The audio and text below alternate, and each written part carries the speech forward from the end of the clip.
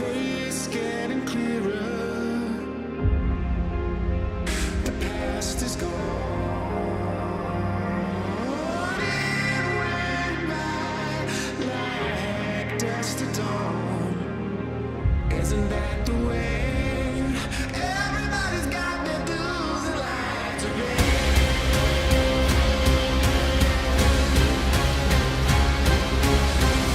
Have my lives in books, written pages. Lived and learned from fools and from sages. You know it's true. All the things come back to you.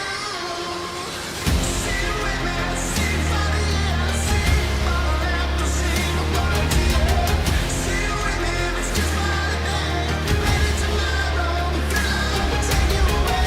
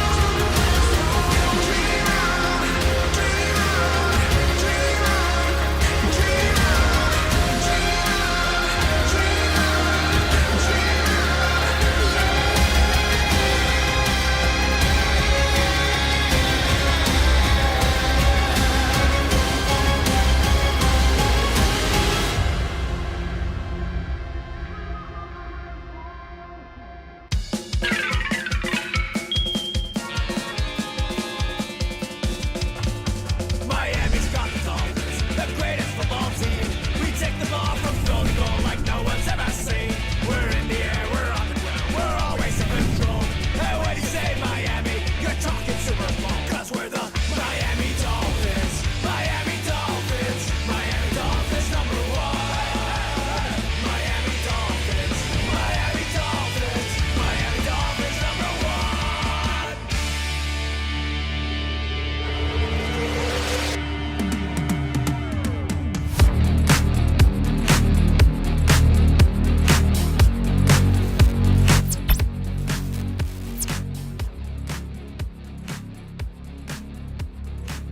Welcome to VCB. I'm your host, Fins Sammy, aka Fins Sammy. Next, as always, my co-host Steve Hallett. Steve, welcome to a Victory Tuesday edition of Fins TV. A very rare Victory Tuesday Fins TV episode. Absolutely. It's so weird, to be saying this again. I know we said it a few weeks ago, but I will admit that this one feels a little bit different than the one against the Jets, which frankly was just a coin toss of who won it at least. So, but yeah, Victory Tuesday, Sammy.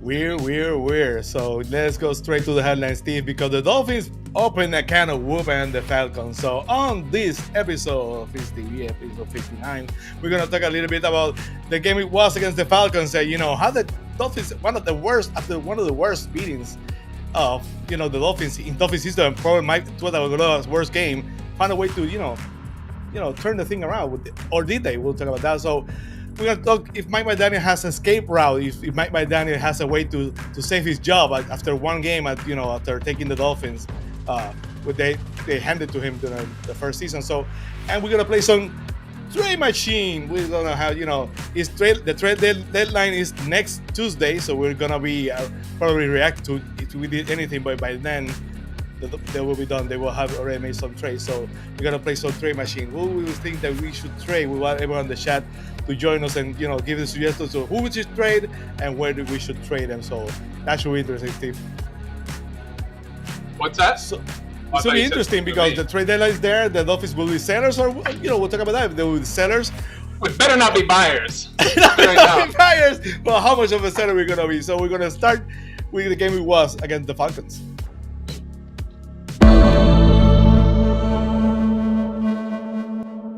Ollie Gordon is the back. It's 1st and 10, Tua to the air. There's time and there's an open receiver, and he's got Malik Washington, who will dance into that secondary motion. 2nd down and 9, and this is Wright, who goes into the grab. Cleveland, over 100 yards, a penalty. Look at Achane, busting free.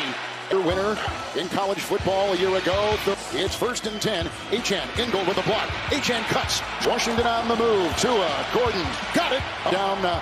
First down run and back to pass Tua, and here he goes. That's a touchdown. 5 of 6. Algier. Grab Sealer getting through, bringing him down. Plays so the ineffective Younghoe Koo. A 45-yard field goal is in. Achane the back, Tua to the air. So far 2 of 4 is Achane. Oh, got a nice block in there on that line from Brewer, the game on. It's 3rd and 10. Robinson gets the call, and down he up, and waking up this morning with a swollen eye doesn't help. There's the block, there's the throw. First at Waddle, first time today, catches and takes some cargo inside the 20. Always the case from the 15, 3rd and 7. It was deflected by Ellis, the ricochet, and the ball to extend the Miami lead. Yep, right down the man that Atlanta had it. Atlanta now 0 of 5 on 3rd down. Here's a first down throw downfield. Defensive line is ready to go for that Atlanta team. And it's going. He'll bust free and get the first down. Galloping to the sideline. And here's a 3rd and 11. Tagovailoa got it. 1st and goal. No timeouts. Tua. And he got the block on the play. And he throws. Caught. Touchdown. Malik Washington got the laser. See if there's any bobble of the ball. He gets hit, but the ball never bobbles. Savai Naya with another good block. No held in check until that play from the 19. It's 1st and 10. Oh, Robinson fumbled. It's picked up on the play by Dotson. Robinson fumbled the ball. That is not the Tua we're seeing today. 2nd down and 10. Achane, look at him. From the 41, 2nd and 4. Achane. And stop. Tight end on the move. Achane the call. And he'll fly, and he gets the first down. Brought down by Roberts. 3rd and 10. And they bring 5. And Cousins underneath. Grab here by Pitts. And look at the swarming tackle led by Brooks. And Robinson at the side. And Cousins under duress throws an incomplete. And look where Miami's going to take over. At the 40-yard line of Atlanta. And the 6'2 Gordon will take it. And find a hole and get a block from Waddle. And Washington on the move. Oh, look at Achane. Waddle with a block. Just underway in the 4th quarter. Oh, here comes Ollie Gordon. He's going to waltz in. That's a touchdown for Miami. Up Tua to the air. 1st and 10. Throws a laser. Caught by Waddle. Weaving inside to the red zone to then extend the lead. With the snap, it's a beauty. Down the middle, 34-3. 2nd down and goal. Algier again. Blocked downfield by Matthews and by Hodge. And it is a touchdown. And a very big day on the ground for Miami, winning in Atlanta. Well, the Dolphins with a huge win on Sunday. First of all, how good is Kevin Hart? He makes everything just better. The fact that he's narrating the game, it makes it so much better. But the Dolphins, after one of the worst beatings I've ever seen, and to probably his worst game ever, find a way to bounce back. That's what you expect from a team that when you have a game like that, that's what you expect. So kudos to the Dolphins, kudos to Mike McDaniel and to Tua for finding ways to bounce back. It was a bounce back game when the team needed it. Well, to be fair, the team needed it a long time ago, but they needed a bounce back game. The fact that they did it on the road was impressive. Coming off of that loss against the Browns, that was a really bad game. Frankly, it was 2 really bad back-to-back games for Tua. So for him to come back, play the way that he did, got to give credit to just the entire team. It was a combined 60-minute effort, which, somebody posted out on social media, like when they saw Mike McDaniel doing his, run off the field at the end of the game, that type of thing, what he does. They're like, it feels like it's been since 2020, 3 since he'd done that. And frankly, it does feel like it's been that long. I mean, it really seems like it's been a long time because for us Dolphins fans coming off of that sugar high that we had for a good season and a half, and now we're just on this really low period. It feels really good to have a game like that, especially for the no expectations gang here. That was just like, wow, this is actually a really fun game to watch. It was good. Absolutely, and the fact that they all facets of the game, the Dolphins found a way to, it was complete domination of the Falcons. I understand that they didn't have Michael Penix, that they had the first their best wide receiver, but it's never been an excuse when we didn't have Tua, we didn't have Tyreek in any game, so it should not be an excuse for anyone. So it is what it is. I have a lot of questions about the game plan that Atlanta rolled out there. Frankly, sure. I don't think there's an excuse when you've got Cousins who hasn't taken a snap in how long, and you gave how many rushes to Bijan, and that was just a very, very poor game plan. I actually thought it was going to be in our against the Dolphins' favor that Cousins was going to come out, because I was expecting 2021 Kirk Cousins, not 2025, mothball Kirk Cousins to come out there and play. So it was actually that aside, I really have to give credit to the Dolphins players who took this game. It wasn't given to them. They actually took it from the Falcons. Absolutely. Yeah, they're no denying that the Dolphins won that game. Not that the last time the Dolphins won that. The question was, did the Jets lose or did the Dolphins win? No, that was a complete, No, 100%. So let's go straight to the Fins TV crew, of course. Bring in the crew? Yes, let's bring in the crew. Shari Hallett, special panelist, of course. Jason Sarney of USA Today and Dolphins Wire, and the man, the myth, the legend, Adrian Rainey from the Rainy Day Pod. Welcome, to the Raw from SmackDown. Good evening, people. How are you doing? Good evening. How are you? Brother. It's been Tuesday. It's been a while. There are fans that were mad on Sunday night complaining the Dolphins won. Listen. You take every win you can get. At the end, everything's settled. You can't control anything in the draft. Take the wins for what they are. If the Dolphins really want a quarterback or whatever, they'll make a move. They'll make it work. So, Shari, with that being said, I want to know your thoughts about the game it was against the Falcons. It was a pleasure to watch, which is a nice change. We aren't going to lie, and losing at this point, we wouldn't be disappointed anymore because we know there's benefits involved, but it's always a good time. You want to see your team firing on all cylinders, and it really... We had very few penalties. The run game, Tua was on point. Apparently we just need to patch one eye every week, and that helps him focus on where he needs to go. It was enjoyable. Our company liked it. We liked it. There were changes that were made, and I know we're going to talk in the next segment about Mike McDaniel, but there were distinct. We had a sixth offensive lineman in for part of that game to help boost our run package. We had our offensive coordinator down on the field for the first time in forever to help with the offense. If these are changes that we're trying out and they're like, oh, this works and we're going to keep it up, and it wasn't just gimmicky, hey, we're going to do this for one weekend and then go back to the same old Dolphins, at least we're seeing Mike McDaniel make some adjustments, which we haven't seen in a long time. Ever. Whether or not that's saves his job, we'll discuss in another segment. But it was good to see something a little bit different. It looked successful. It made us look like a gelled team rather than Jello, and it's a positive. It's moving in a positive direction. Whether that has long-term ramifications, we can discuss later. But it was a positive direction. Absolutely. Jason, we've been waiting the whole season for a game like this, because even the game that the Dolphins won against the Jets, there were questions that if the Dolphins won it or the Jets lost the game. So it was a complete domination by the Dolphins. So I want to know your thoughts about the game it was against the Falcons, Jason. No, it was great to see. It was great to see Tua perform as well as he did. It was great to see them shut down an elite running back in Bijan Robinson, when that has been the horrible Achilles heel of the Dolphins, is not being able to contain any running back. And they stifled him. And, sure, Michael Penix was out. Sure, Drake London was out. But still, there was no excuse for the Falcons to essentially lay an egg.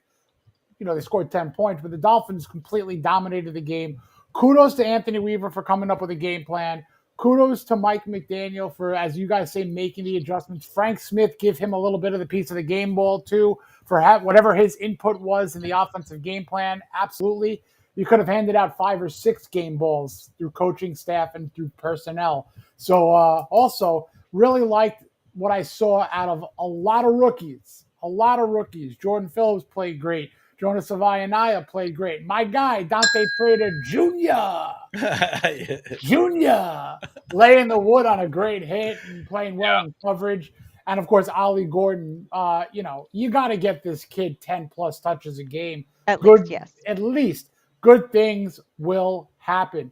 And I loved what they did with adding that 6th offensive lineman with Brunskill. And even Tua said, I'll paraphrase, all due respect to other players with their skill sets, but it's kind of nice having one of those big guys instead of one of the speedier tight ends out there. In Julian Hill's absence, you could have used Tanner Connor more, but they elected to add that heavy set jumbo package. The jumbo package, sure. So more of that, jumbo. More of that for sure. Bring it on. Absolutely. The man, the myth, the legend, Adrian Rainey. Adrian,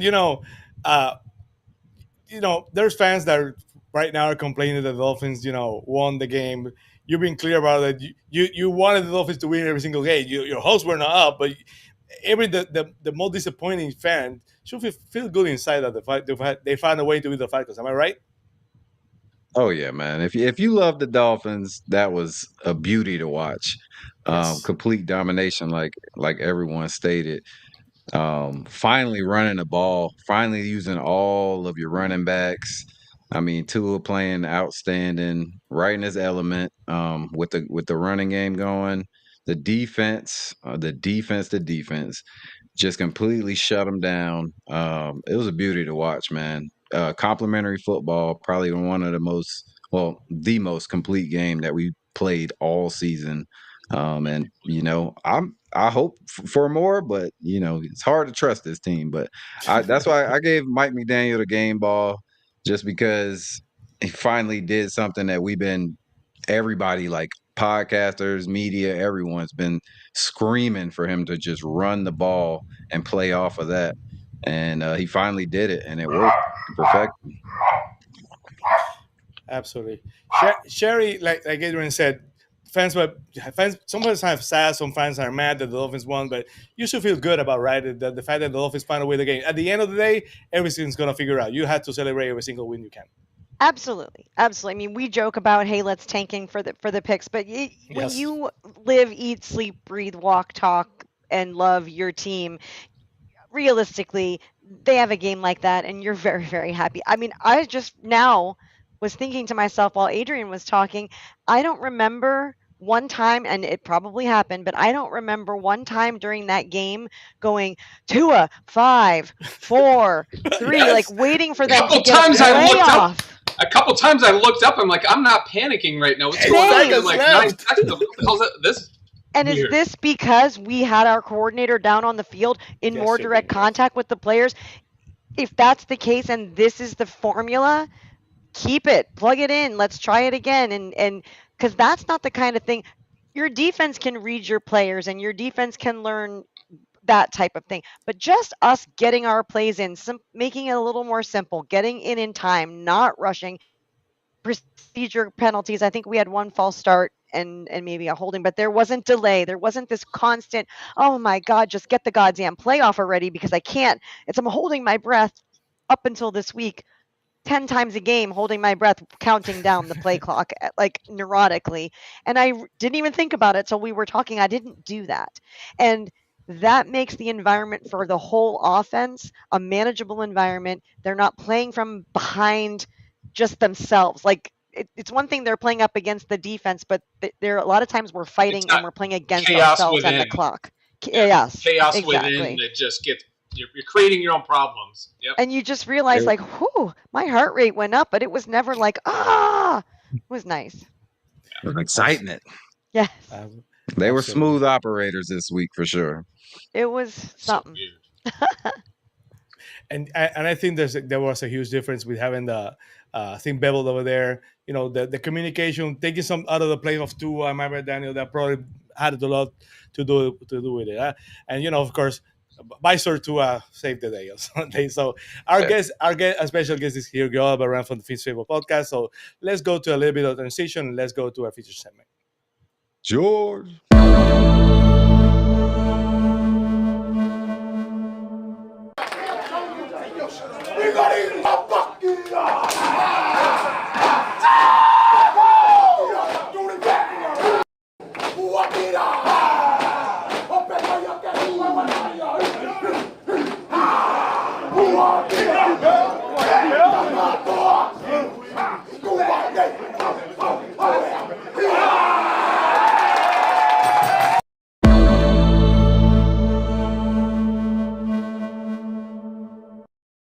Well, Steve, this week the conversation is all about the man in charge, Mike McDaniel, and whether he's finally found the escape route from the hot seat after last Sunday's crucial victory in Atlanta. While the win was certainly a much-needed breath of fresh air, we had to look at the bigger picture, keep in mind Mike McDaniel inherited the side foundation of Steve Ross demanded. He made the best out of Tagovailoa limitations, and we wasted 2 years with former defensive coordinator Josh Boyer. The question remains, does a single win truly buy him a job security, or the pressure is still on to deliver on Ross' playoff mandate before the season? Steve, it's a escape route for Mike McDaniel. The fact that he can go to Steven Ross and say, listen, Steve, brother, I did the best I could do with Tua. He has limitations. You want me to stick with Boyer? I didn't want him here, but he's in the lawsuit and everything. I kept him. He's the whistleblower, so I kept your boy here, Boyer, one more year. I did the best I could. I need another year. I need someone. I may need some changes. Yeah, I deserve another year. Do you think Mike McDaniel, after that huge win on Sunday and all those facts, have an escape route to return next season, Steve?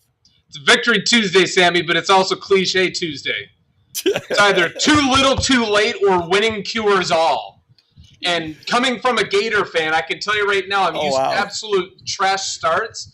And then the team just decides to wake up, oh shit, it's the middle of football season. I guess we should start playing, huh? Okay, first of all, I think you're giving way too much credit to Stephen Ross, because I don't think he needs that pep talk, but I also think that our fans, our standard for what is minimally acceptable versus what we are not eye to eye with what Stephen Ross thinks. Absolutely. Stephen Ross his loyalty. We talked about it before. He would not have this type of loyalty when it comes to his real estate empire. He just totally flips the script. It's kind of like he's, man, my day job is just way too hard. I just want to chill. I don't care. Go ahead and screw everything up, guys. I don't care. I mean, we want to get around the circle of everybody here. We got a really good crew to have this conversation with. I don't think that this is an escape route. I think there is, and there has been, a way for him to escape getting canned. I just don't. It depends. Is what we saw on Sunday sustainable? Is that flash in the pan, or is that legitimate change? And we're gonna be like, holy cow, this is actually really cool, and it's something that they can build off of. Because I will eat my shoe if it proves that Mike McDaniel could actually change his stripes. Absolutely. That would be interesting. That would be like when the jalapeno pepper. That should be interesting. No, I'm not. That's not a bet. I'm not telling them to do that. That would be an interesting show. A gummy bear shoe. Our guest is here, and let's welcome our special guest, Joe Albarran from Fins Sammy podcast.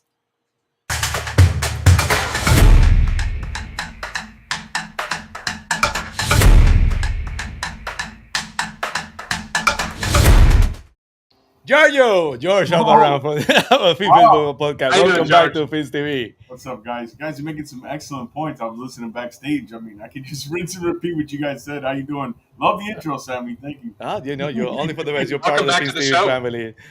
George, First of all, I started the feature statement with your boy Savanea. You know, you can get. There's no way you cannot get pumped up with you see the Hawkeye, man. You know that was something to watch. So hopefully they can do it. We can get a couple more victories, and that will be interesting. But we were talking about Mike McDaniel. I know your feelings about Mike McDaniel, but I want the people watching to know your thoughts. Mike McDaniel, we had the conversation before. Basically, he did the best he could with Tua. He was stuck with Boyer, and now after a couple of weeks, the team that was in the ups are in the downs right now.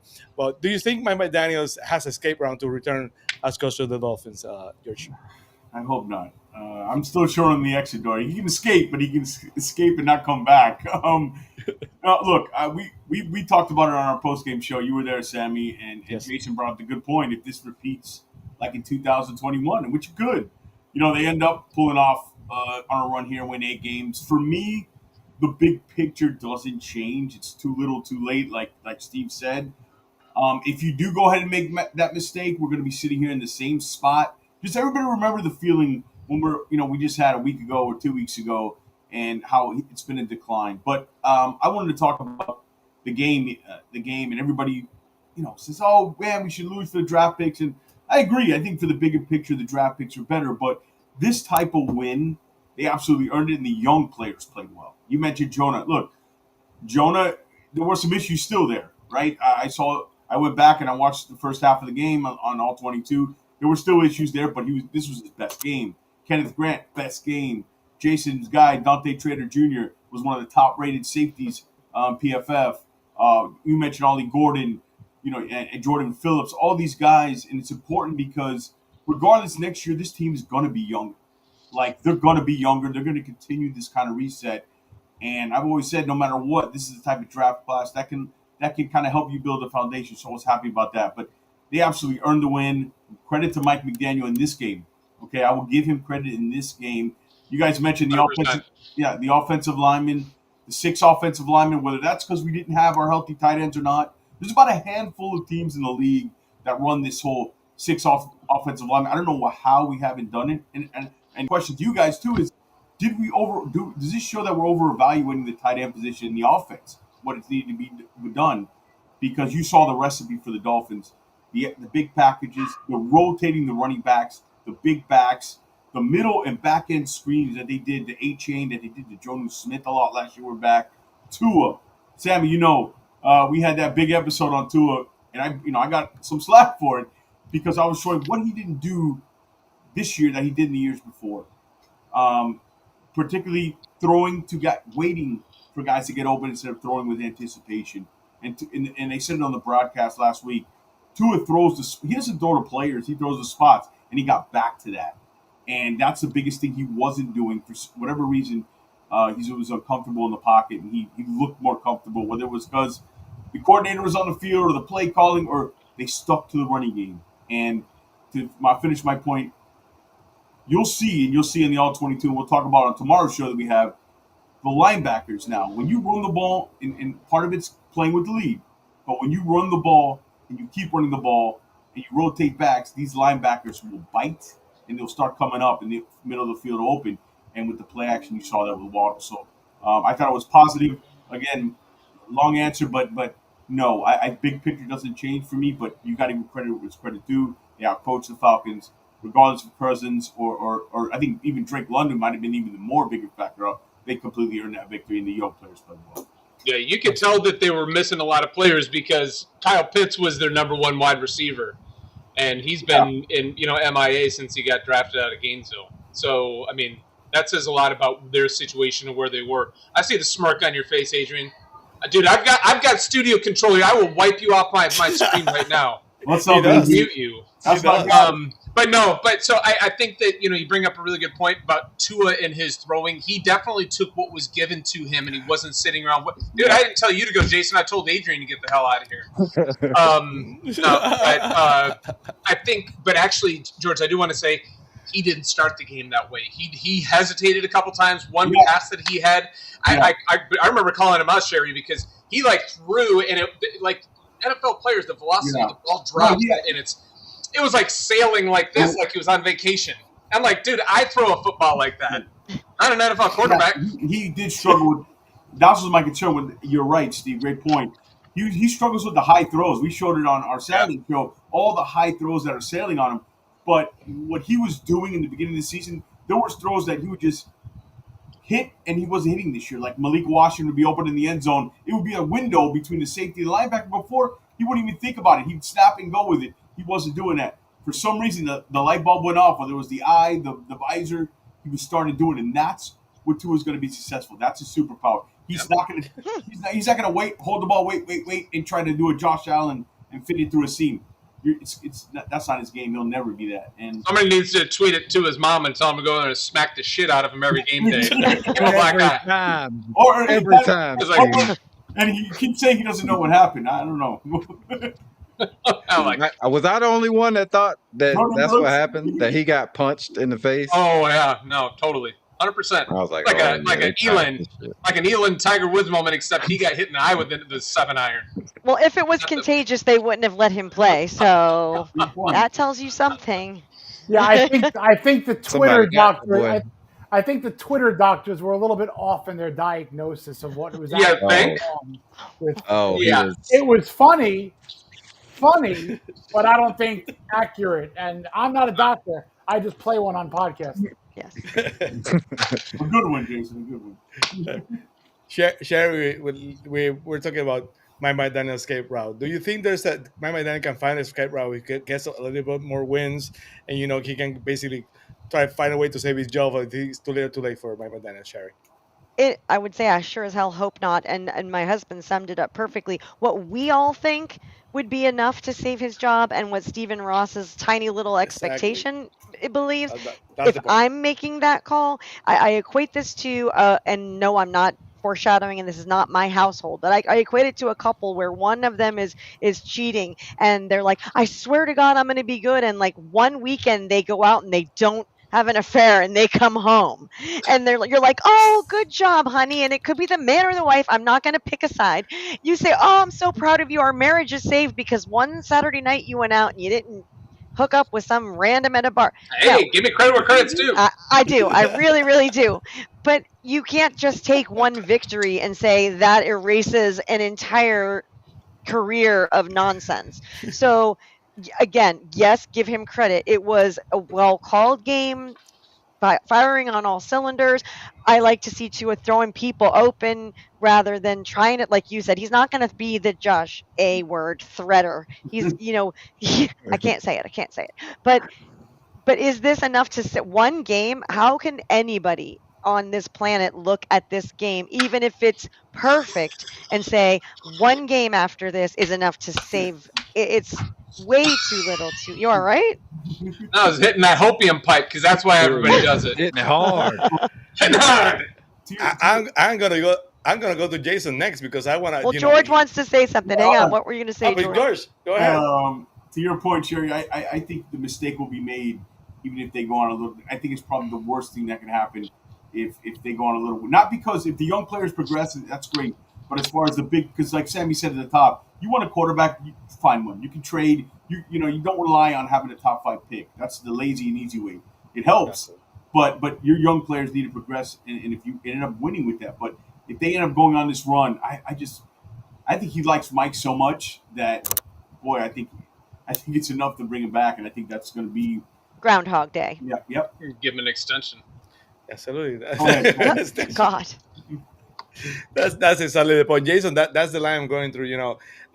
One thing is the thing we believe that we basically that this fan base at most more than 80% you can say are done with Mike McDaniel and done with the regime. But Stephen Ross, the couple of times he had to make decisions either with the GM or the coach, has trouble making hires. So he's the one who, like I said before, he's the one who called Mike McDaniel to his house, gave him the extension, and then he gave the extension to Tua that basically it's been rumored that Mike McDaniel wanted. So do you think Mike McDaniel can find a escape route with this win and a couple more wins and go to Stephen Ross and say, I deserve another chance to the job, and Stephen Ross will get it for him?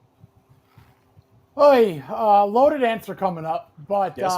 Listen, I see a couple of gimme wins in the future, regardless of what happens against Baltimore. Maybe there's 3 of them, right? Okay. So if you happen to get a win against Baltimore, and create that momentum. This is, as George mentioned, that I mentioned, this is eerily similar to 2021. I'm going to give a couple of parallels if you line those two seasons up where we are right now, and it's eerie. Okay, 2021 they start 1-7. 2025 they start 1-6. And then in 2021, much like this year, you got 2 games within 5 days. In 2021, a South Division opponent in the Texans got walloped by the Dolphins. This year, a South Division opponent in the Falcons gets walloped by the Dolphins. In both years, that Thursday night game, the Baltimore Ravens. Now, Dolphins destroyed the Ravens and shut down Lamar Jackson in a game that Tua re-entered. You could say that Tua re-entered the conversation of being a franchise-level quarterback against the Falcons. There's more. After the Ravens game in 2021, AFC East opponent in the Jets. The next AFC East opponent after the Ravens will be the Buffalo Bills. A couple of more little eerinesses coming up. There's a Week 12 bye week coming up this year. There was a Week 14 bye week in 2021. Going into each of the bye weeks is an NFC East opponent. 2021 was the Giants. This year is the Washington Commanders. It gets better. After the bye week in 2021, the Dolphins had the Jets and the Saints. After the bye week in 2025, the Dolphins have the Saints and the Jets. Last one, they ended the year in 2021 against New England. They end the year in 2025 against New England. So here's the really crazy prediction. They go the same exact record, 9-8. They missed the playoffs. Brian Flores was fired at the end of 2021. That was for non-football reasons, kind of. I'll flip that. I think Mike McDaniel stays.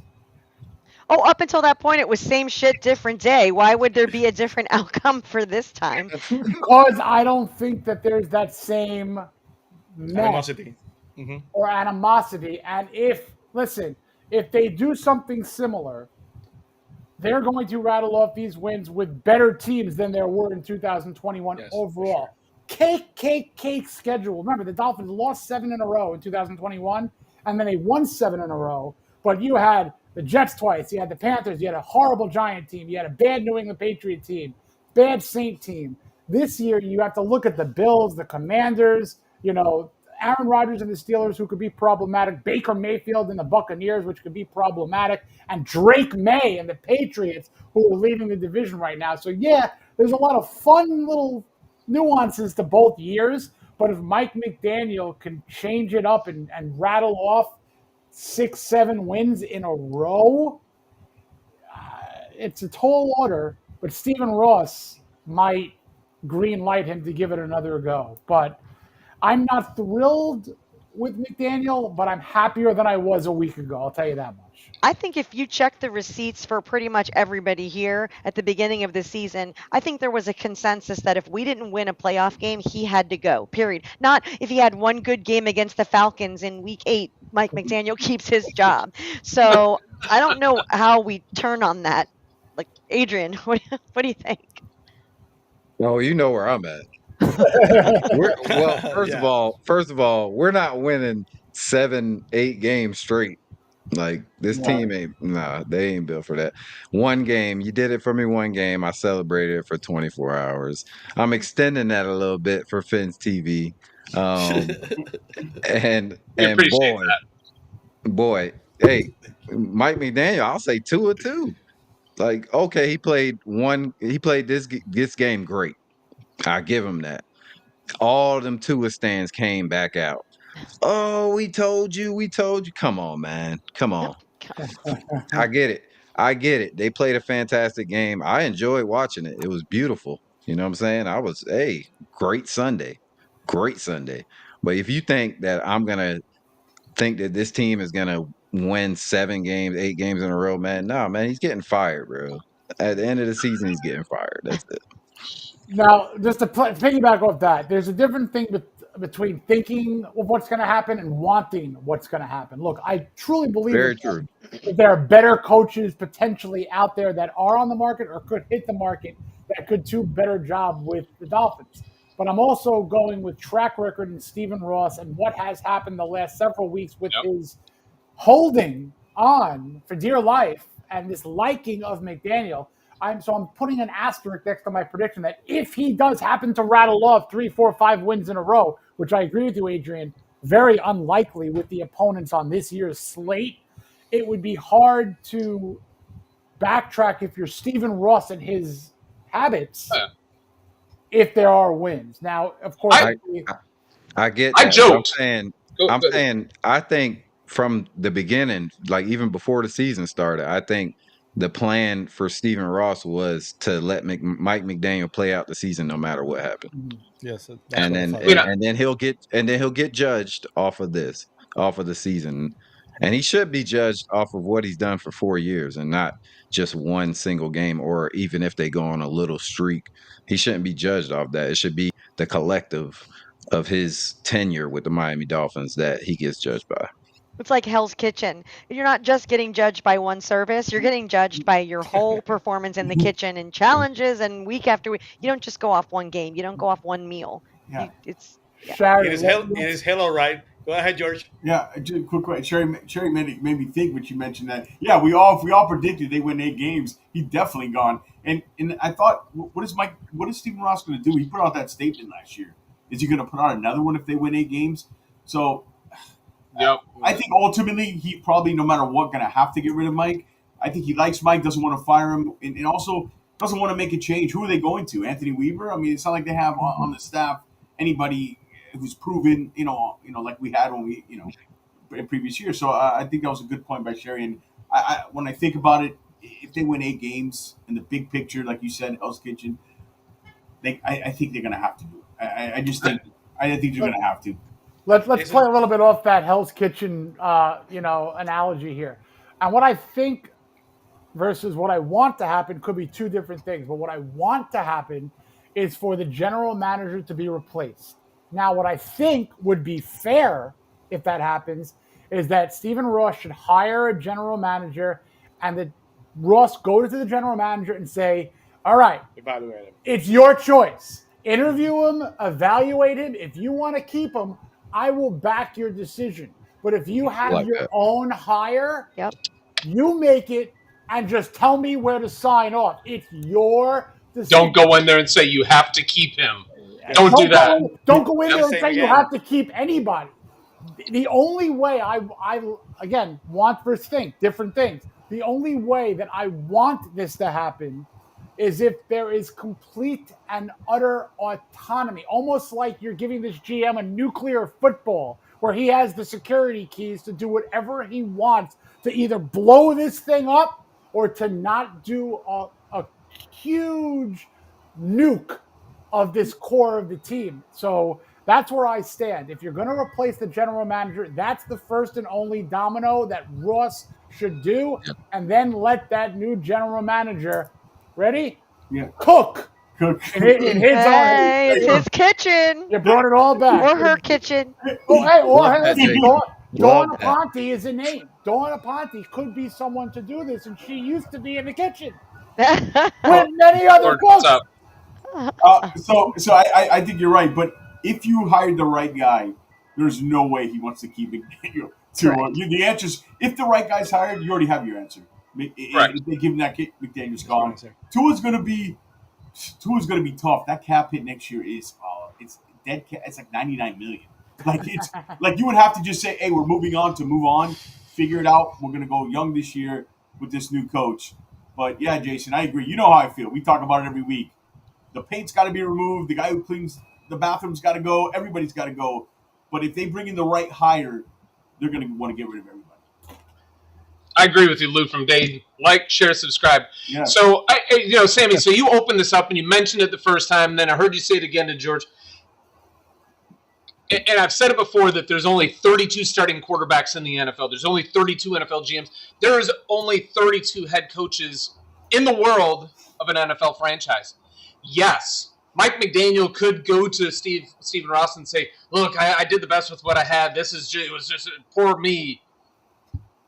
Dude, make something out of it. Don't make excuses for why you can't do something. And when this was really the vision coming to life of what he had to do, because he came in here fully vested on Tua and saying, I'm going to make Tua succeed. And frankly, how they built the team was the only way that Tua was going to succeed, because we weren't going to build a road grading run first offense down here. We had to build it around a quarterback who could throw it on a dime every single time, and just throwing it to wide receivers. We had to get the wide receivers that he could do that with. Mike McDaniel had the blueprint. It was built in that blueprint. It'd be really pathetic. But going back to my previous and original point on this, I really think that our standard for what Stephen Ross should think is acceptable and is not is way too high. I don't buy that he has that same standard. And frankly, the statement that he released at the end of the year of last season just exemplified that. At that point, all of us fans were like, are you freaking kidding me? We're doing that. We're just running it back. I don't even think, Jason, that it takes 9 wins. I think if he pulls 6-7 wins out of this and he just, puts a nice shine on this turd, I think that he gets a good look at being able to stick around, which is unfortunate. And Stephen Ross will have no qualms at all about just going back on his word from last year and making up another excuse. What does it matter? He's gonna be evaluated by the defense blowing basically the game against the Chargers, the game against the Panthers, the games against the Patriots. That's 3 losses that he did to Ian Tua did everything they could to win, and they lost. But we have basically a minute or two before the segment ends. I have a question. We criticize so much Mike McDaniel for not making adjustments. Basically, he did a lot of adjustments last game. He basically changed the offense, the 6 offensive linemen. He did, the team looked different. Lua looked more in control. I'm going to start with Steve and go around with George. Do you feel encouraged by the changes he made on Sunday to basically see finally Mike McDaniel did some changes that he'd never done before? Steve? Encouraged, yes. Is it sustainable is my question. Exactly. Adrian. He froze. No, I don't trust him. I don't trust him at all. Jason. It's as long as he doesn't do what he's been prone to do, with deviate from what he did do that worked. He's got to build on what works. So if we see more of the 6 linemen and we see more of a ground control game that's kind of setting up the pass, allowing 3 running backs, not just 2, not just Achane, not going away from Gordon. He's got to literally repeat this game plan mixed with sound defense and good complementary football on special teams as well. So if he doesn't deviate, great. Will he? We don't know. Shari, do you feel encouraged by the changes Mike McDaniel made going through the future? Encouraged? Of course. We asked him to make changes. He made changes. And it was successful. The realistic view is, even if he knows that was successful, if that goes against what he thinks should be happening, he isn't going to sustain it. No, even if it's successful, because he's wired a certain way, and rewiring a brain is very, very hard. So I'm encouraged, but this is one of those where, oh, look, I'm so encouraged, fool me once, and then 3 weeks from now when we've lost 3 games, I'm like, okay, now if you fool me again, that's shame on me. So George? Yeah, yes, encouraged, yes. But the question, I have 2 questions. Like, why did he do it? Was it because our tight ends were out? I mean, and will he stick with it when things aren't going well, when you're down 10-3? And you have to run the ball, and you have to keep running the ball, because the play action only works if you show that you're not only going to run the ball, even if you're not effective. Correct. And you rotate, you continue to rotate the backs. And when Achane had 18 carries for like 67 yards and only averaged 3.7, but it was an effective 3.7 because you added Ollie Gordon, you even mixed in Jalen Wright, and you showed that, hey, we're going to run it. You got to respect it. And the question is, like you guys said, Shari said, it's not wired in him to do that, which I don't understand, because in San Fran, the running game was his money. It's what his pass concepts, I always say, are just basic, but it's the running stuff that he creates is what makes Mike McDaniel. But yeah, why did he do it, and will he stick with it when it's third question on that? Why the hell did it take so long? Yes, that's another good question. Yeah. First 3 plays against the Ravens, 3 screens. What? We're back, baby. Oh, look, it's third and screen. It's third and screen. Another thing that he did that I loved, we didn't even mention him yet, Malik Washington finally gets Oh, here we vertical. go. No, I'm not No, no. gonna do the fun stat. I beat the stat to death. But vertical. He scored a touchdown. He had a great play in the first half where, I liked how he went in motion, but you targeted him 8-9 yards after the line of scrimmage. Upfield. Yeah. I know. Mind blow of a concept. Say the stat, Jason. It was good. I would not many fans know that. All right, thank you, George. But Malik Washington, with that reception touchdown, became the 5th Dolphins wide receiver to score reception, rushing, return. He joins Freddie Solomon, Fast Freddie, Jarvis Landry, Dean Grant, and Ted Ginn Jr. So a really fun little legend. And it took Malik the least amount of games. So kudos to the versatility there. And while we're throwing out kudos to Devon Achane, who seriously has been every single bit that I had hoped he would be coming out of Texas A&M. The fastest to 30 touchdowns in Dolphins history. Yes. Man is a machine, and he's proven, knock on wood, to be a lot more durable than I thought he would be. Love the guy.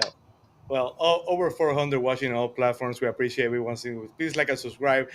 George, I have some bad news. I told you were going to be for a segment until 8:50. I lied. It goes to the trade machine. You can leave anywhere. You have to stay. Let's just stuck here. Now you can't leave.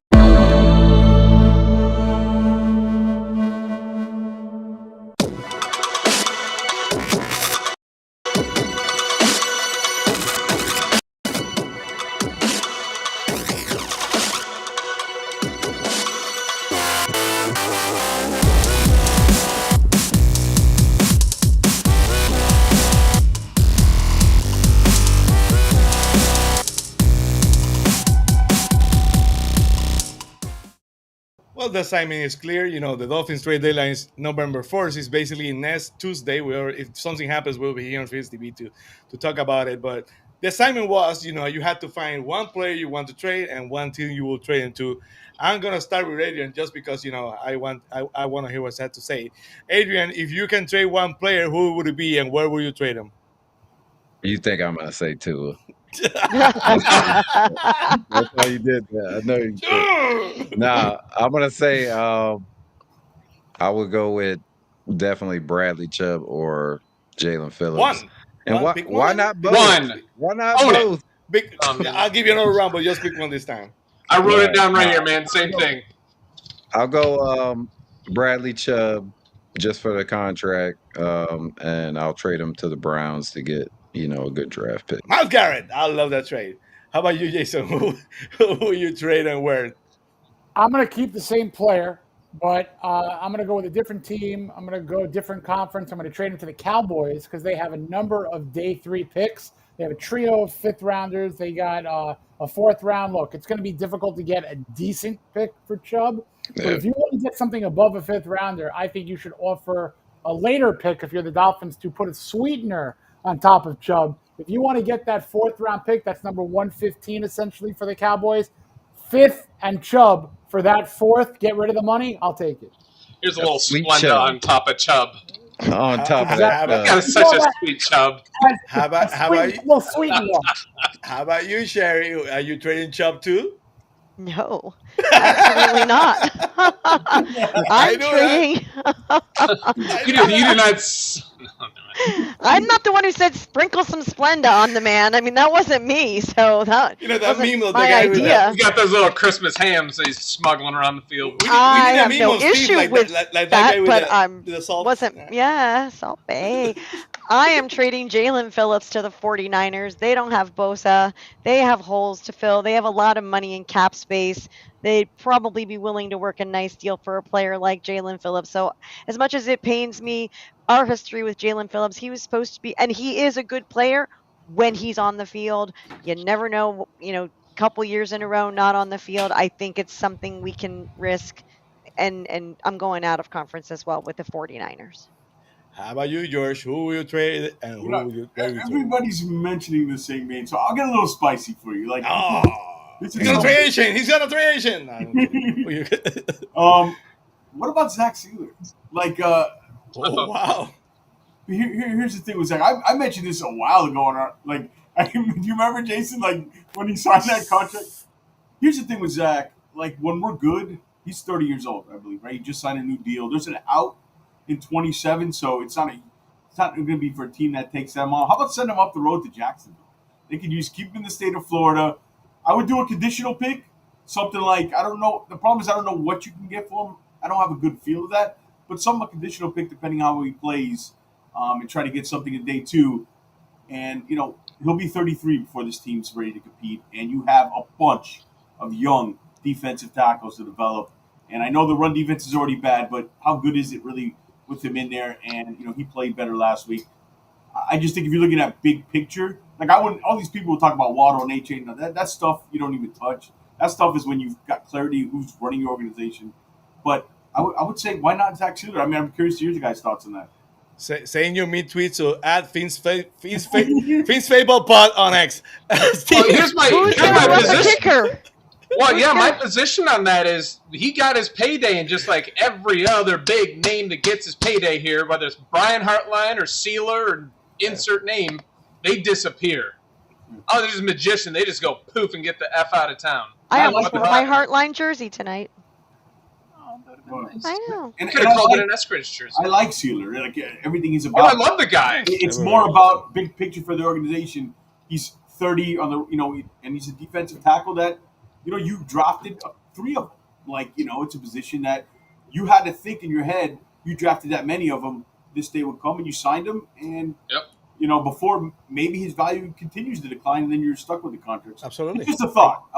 I love the guy, but if you're going to ask me to, because I could say Chubb, Phillips, we're all going to say that, but just kind of a little Splenda, throw a little Splenda on it. That was a little. That was stevia. That was real sugar. That was nice. Oh man, Steve, what would you do? Well, I've written down the Jalen Phillips and the Chubb thing, but I'm actually going to go a little bit different here because we actually have the luxury of being able to trade one Jason Sanders to the Denver Broncos.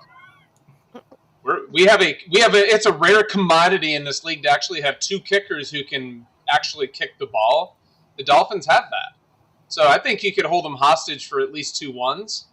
I don't know, maybe not. I'm kidding. No, I don't know what the hell you can get for. Frankly, I don't freaking know, dude. When it comes to trade stuff, I seriously don't know what the hell you can get for people. But I'm just being a little bit different here because the obvious choices are, the big money already on the books, Chubb, the big money that's coming on the books, which is going to be Phillips. My gut for that would be get Phillips out of here because we're going to end up paying a lot of money. I foresee a big rebuild coming up no matter what. And that's just going to end up being one of those things that we end up not only spending a lot of money and not getting enough return on it, but we're also going to waste a promising NFL player's career again. My pick will be trading Jalen Phillips to the Rams. Send them back to LA, send them back. They need him? Yeah, they always need pass rush. The Rams always do. Jesus they God, always do. They got to trade at least one of those pass rushes. There's a market now. They got to get rid of them. But I'd be okay with both, but you have to get rid of one. Me too. Yeah. That only means one thing. They're not going to trade anyone because you have traded so many times. Let's go. That's why they all play so good. Absolutely. Trade value's through the roof right now. Now Chubb is hurt, and we'll see. Actually, that's what I said. Didn't I say that during the game? I said, "Oh, look at him putting his highlight reel together to be true, so he can get." He's like, look at my tape. That's what I said. I said he's building his tape right now just for his trade value. That always works. Let's go to the game, the preview against the Falcons.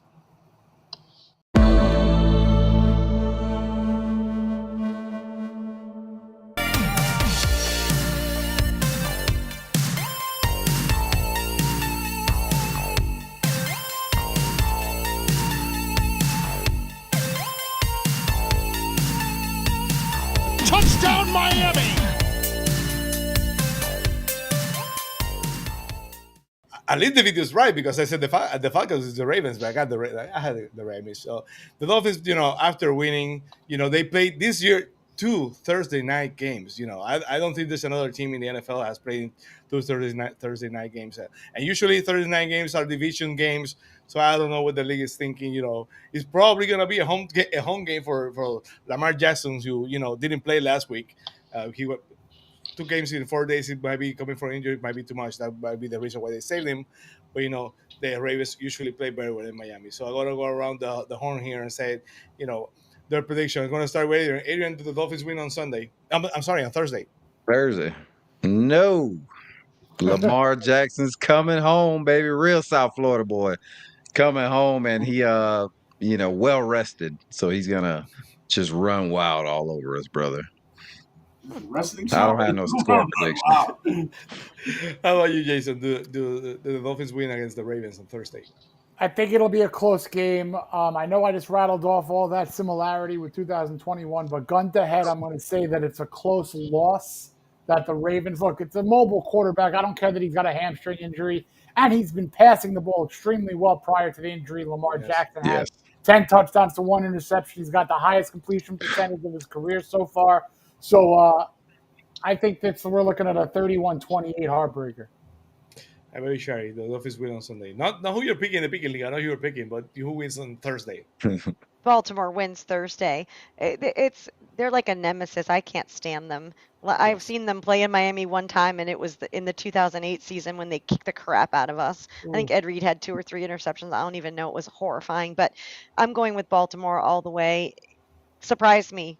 Make my Thursday better than I expect it to be, but I expect to get our asses handed to us very well by Lamar Jackson. And what's going to be worse is when Tyler Huntley hands us our ass. So. Oh, no. Here we go. George, who you picking on Thursday? Oh, well, I don't know why I have this feeling they're going to pull it off. The Ravens are 2-5. Like, I know Lamar Jackson's been out. They're not no juggernaut here. He's been out 3 weeks. He's coming back. Roquan Smith, their linebacker, their defense has been bad this year. I think we could score on them. I just got this gut feeling. I mean, I'm most likely going to be wrong, but I'm going to go 24-20 Dolphins. Ooh, wow, interesting. How about you, Steve? The Dolphins win on Thursday. I seriously have no clue what team we're going to see out there. I mean, it's the Ghostbusters again. Cats living with dogs, mass hysteria. Exactly. Really, what we expect to happen, you just don't know, because usually Thursday night games not only is division opponents, but it's also usually where it favors the home team, because the road team is playing on a short week, having to travel. That hasn't seemed to really pan out this week where that's played out, or this season. I actually expect Miami to come out, play very well. I think Lamar is going to be fresh, yes, but I also think he's going to be rusty. I'm really expecting Miami to win this game. I don't know why. I know why. Why? Because my sister's going to be there, and she told us she threatened us with death if we don't root for the Dolphins to win on Thursday. So we always root, but that's why. There you go. That's why. That's a good one. Yeah. Barry's going to be there. Yes. It will be very surprising if they can find a way to have back-to-back games like the game they had before. So my hopes are not up. I don't expect the Dolphins to win this game. The Lamar usually plays huge in Miami against the Dolphins. He's going to have probably hundreds of family and friends for the game. So I expect to be well rested and ready. It's going to be cheap. Yeah, absolutely. George, we keep not you more than more than we compromise to do, but I appreciate having you here. What you have working on Fins Faithful tomorrow on Saturday?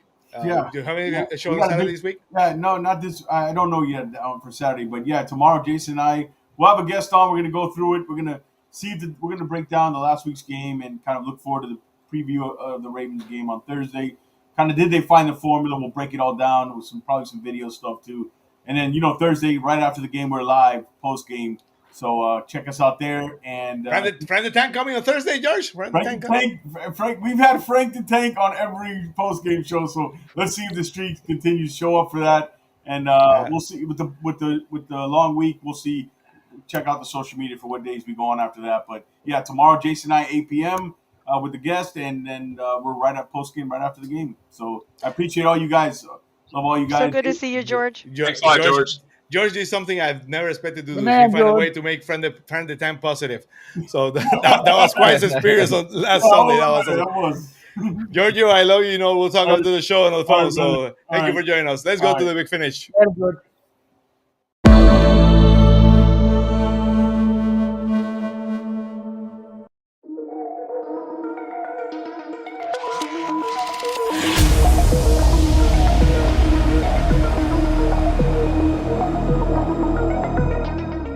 over 450 on all platforms, on X, on YouTube, on Facebook, and tonight on Twitch. Even I saw some watch on Twitch. So that was interesting. First time we're on Twitch.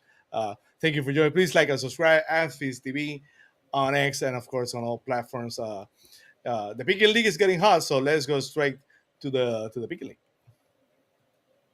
Fins TV, it's do or die. We're chains, no alibi. Well, the Picking League is really. Oh, sorry. What did I do here, man? What you do, man? Come What on. did you do? Go. Oh crap! I need a producer like someone said. Let's do it again. Fins TV, it's do or die. need a We're producer. chasing wins, no alibi. I need a producer, like someone told me this week. Now, the Picking League is really getting hot. At number 10, another movie this week. Blue from Day at number 9. John at number 8. Bobby Finstock at number 7. Spirit Film Florida at number 6. The Beat Trooper at number 5. House at number 4. Bobby Shouse at number 3. Jason Sarney number 2. And we even do number 1. Bearded Fanatic. Bearded is back at number 1. I had a small conversation with him today, texting. He's still in Arizona. He's wishing everybody as well, but he's working a lot, so he's very happy to be number. He can't keep getting away with this. There's gonna be an investigation. Of course, our friend Jason Sarney is still number 3. The difference between not 1 and 3 is basically 2 games, so anything can happen. You just need one break week or some. I need everybody to just shit the bed for an entire week so I can catch up. So. Gary needs people to shit the bed for 2 weeks. So yeah, that can happen in a single week. Well, guys, first I want to go to Jason. Jason, thank you for joining us. What you have working on Dolphins Wire? Where do you have the fantasy with everything you're doing on Dolphins Wire, Jason? Yeah, with the Thursday game, my usual articles are coming out tomorrow, and on Thursday morning, we'll do a betting preview. We'll do the 5 Ravens players to focus on.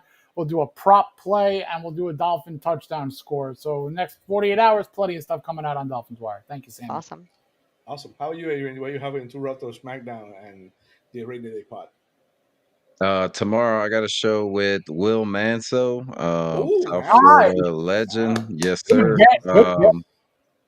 Gonna be talking Dolphins, Heat, Panthers, Canes, and then of course Saturday, 2 Raw for SmackDown, 1 p.m.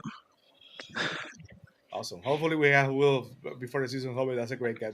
Sherry, hopefully you can get a win on Thursday, and you can have another victory Tuesday next week. That would be Steve, good. Can we be hopeful? Can we have some hope?